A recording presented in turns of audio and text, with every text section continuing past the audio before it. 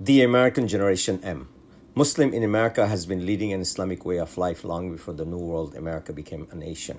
The year 1526, the transatlantic carried slaves to the New World, most of whom were Muslims by faith.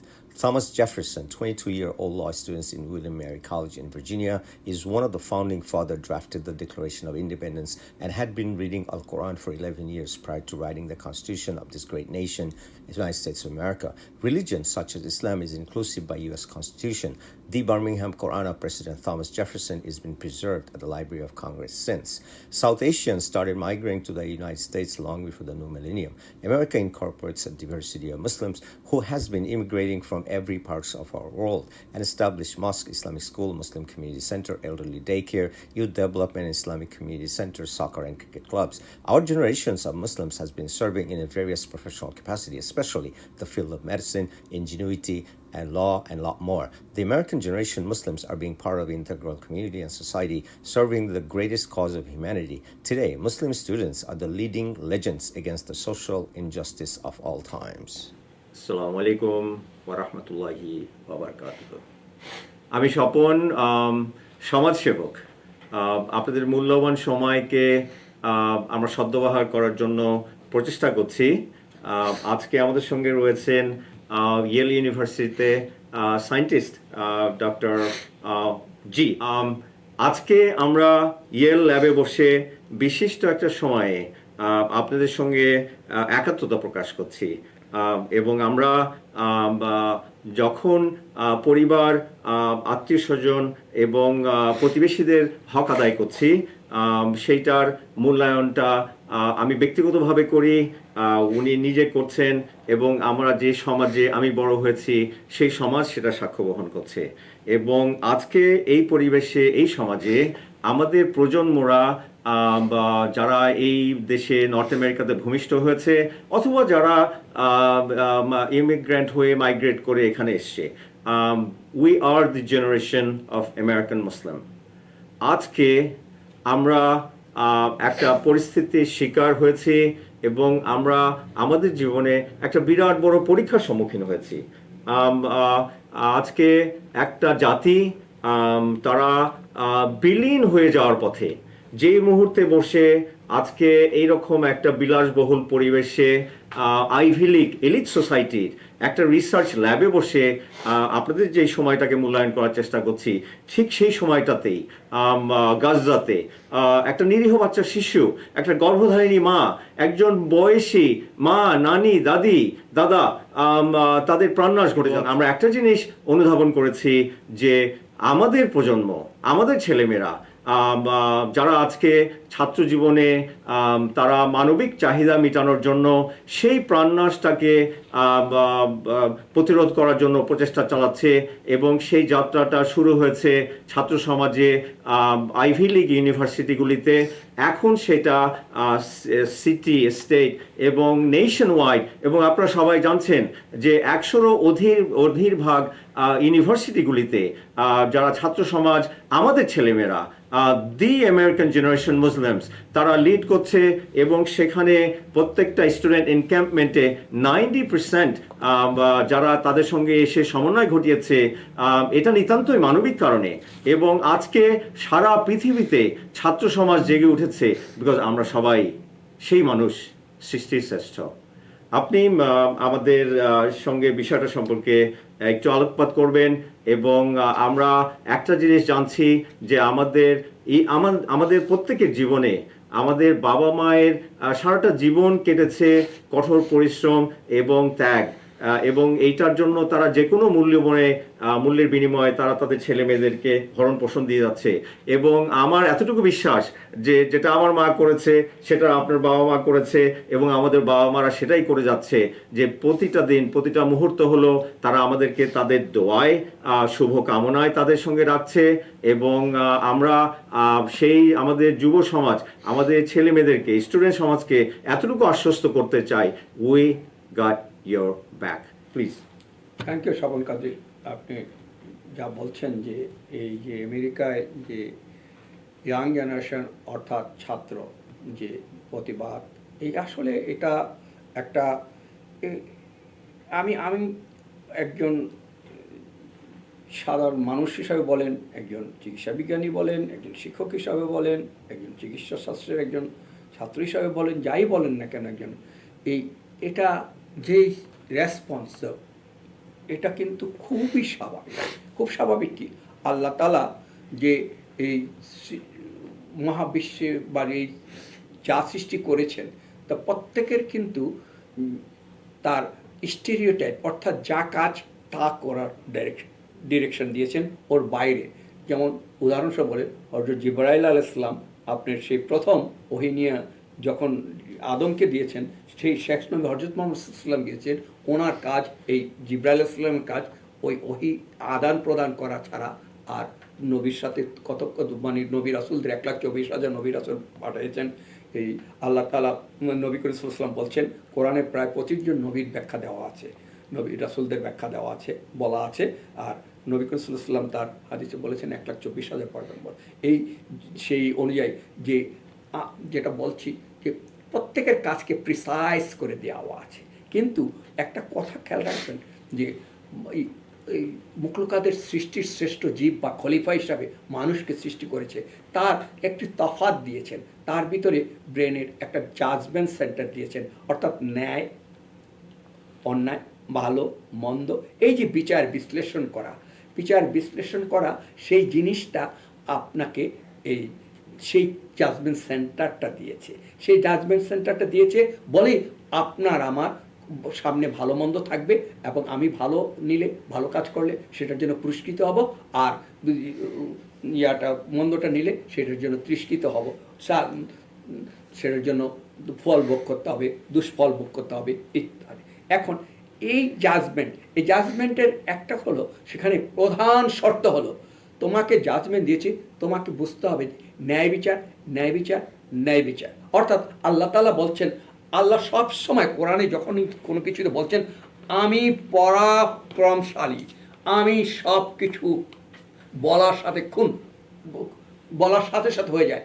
আবার বলছেন যে আমি ন্যায় বিচার করি, অর্থাৎ তারই পরাক্রমশালী সাজে সে ন্যায় বিচার করে, তারই সেই একটা প্রতিনিধি সাজে যে ন্যায় বিচার করে। এখন কথা হলো যে এই মানুষ সৃষ্টি, এই মানব, আমরা যখন মানবের যে চরিত্রটা দেখেছি পৃথিবীতে, পৃথিবী যখন আবর্তি হয়েছে তার সমস্যা থাকবেই। আপনার যখন একটা কোনো কিছু থাকে সেটার ভিতরে জঞ্জাল সৃষ্টি হবে, সেটার থেকে পরিষ্কার করে আবার মসৃণ করতে হবে আমাদের জ্ঞান গরিমা দিয়ে। আর এই সময় যখন এগুলো সব কিছু সাধারণভাবে চলতে গিয়ে যখন অ্যাব্রথ্যাব্র হয়ে, অর্থাৎ অস্বাভাবিক পরিবেশ সৃষ্টি হয়, যেখানে যখন আপনি ধরেন আমরা একটা রোগ হলে সাধারণত ওটারে মহামারী বলি না, মহামারী বলি যখন সারা রাষ্ট্র সারা পৃথিবী ব্যাপী যদি হয়। এই কিছুদিন আগে কোভিড হয়ে গেল, ওটারে মহামারী বলছি, এ মেরুতে কৌমারী, সব কিছুতে জাকুনি দিয়েছে বলে মরে। ঠিক যখন এমনি স্বাভাবিক কোনো সমস্যা হয়, সেটা আমাদের যে রাষ্ট্রীয় কাঠামো, যা রাষ্ট্রীয় যে সিস্টেম, যে স্টেক হোল্ডার আছেন সেটার তদারকি করে, সেটার মেরামত করে। কিন্তু ওটার মধ্যে থেকে যখন রাষ্ট্র একটা কলুষিত কন্ডিশনে চলে যায়, অস্বাভাবিক কন্ডিশনে চলে যায়, তখন কিন্তু সেটার প্রতিবাদটা শুরু হয় বিভিন্ন শ্রেণী করবেন। আর আমেরিকার ইয়াং জেনারেশনটা যারা আমেরিকাকে আগামী দিন চালাবে, তার ব্রেনে এটা টিউনিং হয়েছে, আর এখন আপনি এটা শ্রেষ্ঠ মনে করবেন না, তা তো হয় না।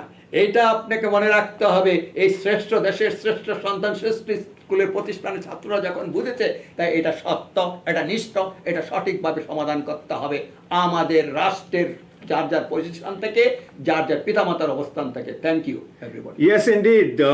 The American generation Muslims, our children, the students of elite society, Ivy League universities, hundreds, they have taken a stand for the greater cause of the humanity. And this is beyond politics, because our children, being a Muslim, they're leading a movement on human level against social injustice.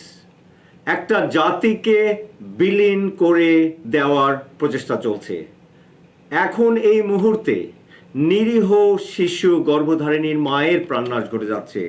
So it is not a question of just the human dignity, it is us to be there with them, for them, and be there with the full enforcement. আমি এত ভাগ্যবান যে আজকে doctor Iqbal চৌধুরীর সঙ্গে যেভাবে কথা বলছিলাম, আপনাদেরকে সেইটাই ব্যক্তিগত জীবনের আলোতে আনতে চাই। He's a father and his most loving son is also a student in one of the prominent Ivy League university. And ছোটবেলা থেকেই সে দেশ, জাতীয়তাবোধ এবং দেশপ্রেম সেটার প্রেক্ষাপট নিয়ে সে বাংলাদেশের অর্থনীতি, বাংলাদেশের ভবিষ্যতের উপরে সে অনেক কিছু লিখেছে এবং আমরা ভবিষ্যতে সেটা আপনাদের সঙ্গে শেয়ার করার চেষ্টা করব। আজকে উনি বাবা হিসেবে, একজন বিজ্ঞানী হিসেবে, একজন মানুষ হিসেবে আমাদের সঙ্গে যে কথাটা শেয়ার করলেন যে আজকে আমাদের সময়ে আমাদের প্রজন্মরা, আমাদের ছেলেমেয়েরা যে প্রসঙ্গটা নিয়ে তাদের যাত্রা শুরু করেছে এটা কোনোদিন থেমে থাকবে না। তাদের সর্বাঙ্গীন মঙ্গল কামনায় প্রত্যেকটা বাবা মার কাছে আজকে এই মুহূর্তে আকুল আবেদন, please be there for them. আজকের আলোচনায় আমরা এতটুকু জেনেছি যে আমরা সেই সৌভাগ্যবান আজকে এই পরিবেশে খুব খোলা মনে দিয়ে আলোচনার শেষ প্রান্তে এসে একটা জিনিস আপনাদেরকে আবার শেয়ার করছি, যেটা আমি আমাকে নিজেকে রিমাইন্ডার করছি। Save the faith, keep the family, because we're Muslim. We believe in Islamic way of life here and hereafter. Thank you. আমি শেষে একটা কথা বলতে চাচ্ছি, এই শেষ করে দিচ্ছি যে আমরা সবাই বলি যে আমেরিকার শ্রেষ্ঠত্ব সব দিকে, যেটা কথা আমি কিছুক্ষণ আগে বলেছি।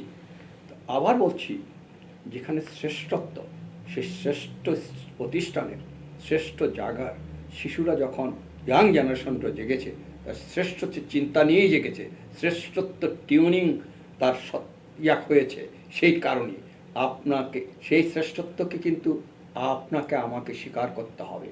কারণ আপনি অন্য জায়গায় করবেন ঠিক শ্রেষ্ঠত্ব, তার প্রতিরক্ষার শ্রেষ্ঠত্ব, তার এখানে শ্রেষ্ঠত্ব, আর এখানে ইয়াং জেনারেশন যে শ্রেষ্ঠ প্রতিষ্ঠান থেকে ইয়াং জেনারেশন জেগেছে, যেটা এখানে বুঝতে হবে, এখানে কিন্তু কোনো দেশ আর রাজ্যের না, এখানে সভ্যতা আর অসভ্যের ব্যাপার দাঁড়িয়েছে, এখানে ন্যায় অন্যায়, এখানে হিউম্যানিটি আর ইনহিউম্যানিটিতে দাঁড়িয়েছে। সুতরাং আমরা স্কুল কলেজে যা পড়াচ্ছি সেটার যদি পার্থক্য নির্ধারণ করতে হলে তার প্যারামিটার হলো ইয়াং জেনারেশন, আর ইয়াং জেনারেশনের প্যারামিটারে যখন এটা ধরেছে, সুতরাং এটা সমাধান হবে। না হলে এই পৃথিবীর সভ্যতা কেউ মেনে নেবে না। এই অসভ্য মানে নেকামি ধরা যে এক জায়গায় আমার লাভ না হলে ওখানে অসভ্য কাজে আমি মেনে নিব, আর ইয়েতে একটা কথা মনে রাখবেন, এই আমাজন জঙ্গলে যদি গুড় নিয়ে যান সেখানেও মিষ্টি, আর যদি সাইবেরিয়াতেও জেনে যান সেই মিষ্টির গুরুত্ব কিন্তু কোথাও কমে না। সুতরাং সত্য যেখানে হয় সেখানে আমার পোষ্যপুত্র সমস্যা করছে, সেখানে অসত্য হয়ে যাবে। আর এখানে আপনি কোন আইডেন্টিটি স্লাইড দেখায় বলবেন যে এই শিক্ষক ছাত্রদের পড়াবেন যেখানে বসে এটা সত্য, আর এই সত্য তো ইউনিভার্সাল সত্য। আপনি কি কোনো অভিধানে এখানে কি ওই ভূখণ্ডে কি অভিধানে সত্যের কোনো ভিন্ন অর্থ আছে? কোনো সত্যের কোনো আছে যে নির্বিত অত্যাচার করুক, জাতিকে নির্ধারণ করুক, আর সমাজকে ডেস্ট্রয় করে দেও, তার শিশু বাচ্চাকে, কোলের বাচ্চাকে, মাকে, শিশুকে 25,000 না 35,000 ওখানে মানুষকে হত্যা করেছে, তার ভিতরে প্রায় সিংহভাগ হলো মহিলা এবং বাচ্চা। তাহলে আমাকে বুঝতে হবে যে ওখানে আমি এমন অস্ত্র ব্যবহার করব যে অস্ত্র যখন অন্যায়ের টাচ করবে না, সেখান থেকে তার যে অন্যায় করেছে তাকে আইসোলেট করার, আর সেই যদি আইসোলেট করতে না পারো সেই অস্ত্র তুমি ওখানে ব্যবহার করো কেন? ব্যবহার করতে পারবে না। এটা শুধু এখানে না, পৃথিবীর সব জায়গায় নিষিদ্ধ হওয়া উচিত যে আমার অস্ত্র ব্যবহার করলে যেখানে ব্যবহার করবে সেখানে নিরীহ লোক যেখানে ক্ষতিগ্রস্ত হবে না, যেখানে 35,000 লোকের ভিতরে তার সিংহভাগ হলো বাচ্চা, শিশু এবং মায়ের গর্ভের অবস্থায় আছে অথবা মহিলা, সেখানে কি করে আমি এখানে স্লাইডে পড়াবো সত্য কথা আর ওখানে অমানবিক কাজ চলবে? তাহলে তো রাষ্ট্র চলতে পারে না। এই জন্যে এখানের ইয়াং জেনারেশন সর্বশ্রেষ্ঠ, ছাত্ররা তাদের টিউনিংয়ে, তাদের অয়েভে ধরেছে, তাদের ব্রেনের সেন্সে ধরেছে যে এটা অশুভ লক্ষণ, অশুভ লক্ষণ, সৃষ্টির অকল্যাণে যাচ্ছে, ধ্বংসের পথে যাচ্ছে, শুধু বাঁচানোর জন্য দাঁড়িয়েছে। সুতরাং আমরা আমাদের পিতামাতা হিসাবে তাদের অথবা রাষ্ট্রের যারা গুরু দায়িত্বে আছি তাদের সেই জিনিস আমাদের লক্ষ্য রাখতে হবে, দৃষ্টি রাখতে হবে। আমি আবার বলছি, এক কথা মনে রাখতে হবে, একজন দূরদর্শী লোকের তার আইকিউ মানে যদি লিডার হয় অথবা সামাজিক জ্ঞানের, তার জ্ঞানের উৎকর্ষতা থাকতে হবে আর ভবিষ্যৎ দেখতে পাবে। যে ভবিষ্যৎ দেখতে পাবে না সে কোনোদিন নেতা হতে পারে না আর হতে পারে না। আর এই যখন ইয়াং জেনারেশনের শ্রেষ্ঠ সন্তানরা, এই দেশের শ্রেষ্ঠ সন্তানরা যেটাকে আইডেন্টিফাই করেছে সেটা কি ভুল না সত্য সেটার নির্ধারণ করতে হবে। সেইটা যদি এই দেশের যদি পলিটিশিয়ান বলেন অথবা পিতামাতা বলেন, তারা নির্ধারণ না করতে বলে সেটার খেসারত দিতে হবে। সুতরাং সেটা যাতে মানব জাতির জন্য দিতে না হয়, সেই জন্য আমরা সর্বদা যেন সেটা লক্ষ্য রাখে ভবিষ্যৎ প্রজন্মের জন্য সঠিক এবং অভিধানের অর্থ যেন জায়গায় জায়গায় ভূখণ্ডে রিজনাল ক্ষেত্রে যেন চেঞ্জ না হয়। এখানে মানবতার হিউম্যানিটি, এখানের অর্থ এখানে মানবতা, এটা ইউনিভার্সাল, এটা কোথাও কোনো চেঞ্জ হয় না। সেটাই আমরা পড়াই আর সেটাই আমরা মানি, সেটাই আমরা ভবিষ্যতে দেখতে চাই। Thank you. Student encampment just does not value the life of humanity here in the United States. Social injustice has the same meaning as Dr. Chaudhary have said. Social injustice is same for the society in North America, in Greater America, in Europe, and it has the highest significance for those innocent people at Gaza. Then again, I remind myself, remind all of us, keep the faith, save the family, because we're Muslim.